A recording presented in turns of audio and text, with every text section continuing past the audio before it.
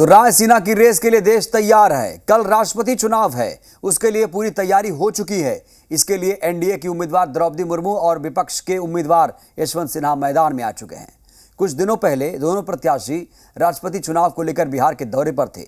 मतदाता समूह से अपने पक्ष में मतदान की अपील की। वहीं विपक्ष के उम्मीदवार यशवंत सिन्हा ने स्थानीय होने का हवाला देते हुए अंतरात्मा की आवाज पर उनके पक्ष में वोट देने की अपील की।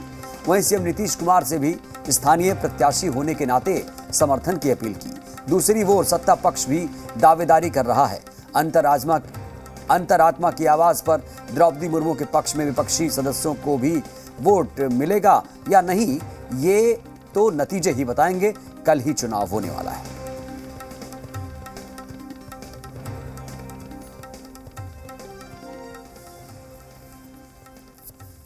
लड़ाई लड़ रहा हूं भारत सरकार।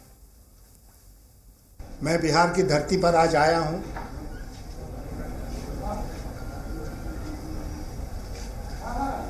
जैसा मैंने आपसे कहा, इसी धरती का पुत्र हूं और इसलिए इस धरती पर मेरा एक अधिकार भी बनता है।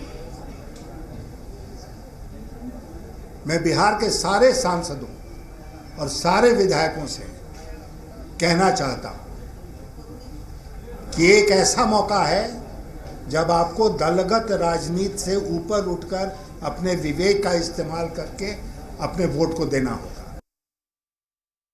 जो भारत की आत्मा जो बसती है गांवों में, गरीबों में, वंचितों में, महिलाओं में, आदिवासियों में, एससी में, एसटी में, जो अंतिम पंक्ति के अंतिम व्यक्ति होता है, वो द्रौपदी मुर्मू जी।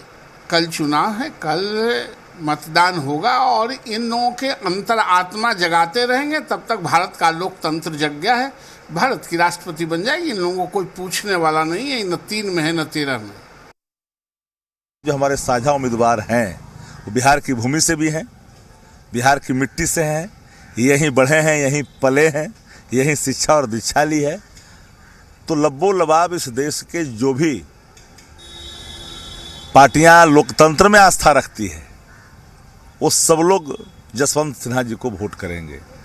धीरे धीरे देखिएगा, शाम होते होते कई ऐसे दल भी सामने आएंगे और जो लोग चुपचाप हैं किन्हीं कारणों से, वो लोग भी साझा उम्मीदवार विपक्ष के यशवंत सिन्हा जी को मतदान करेंगे, उनके पक्ष में मतदान करेंगे।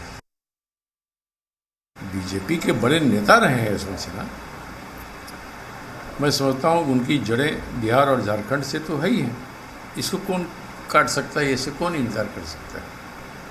और ऐसे पदों के चुनाव में जहाँ कई राज्यों में कई जगह देख रहे हैं कि जातिगत या क्षेत्रीय स्तर पर वहाँ के नेता निर्णय ले रहे हैं, तो बिहार में भी और झारखंड में भी यशवंत सिन्हा जी की उम्मीदवारी का समर्थन होना चाहिए।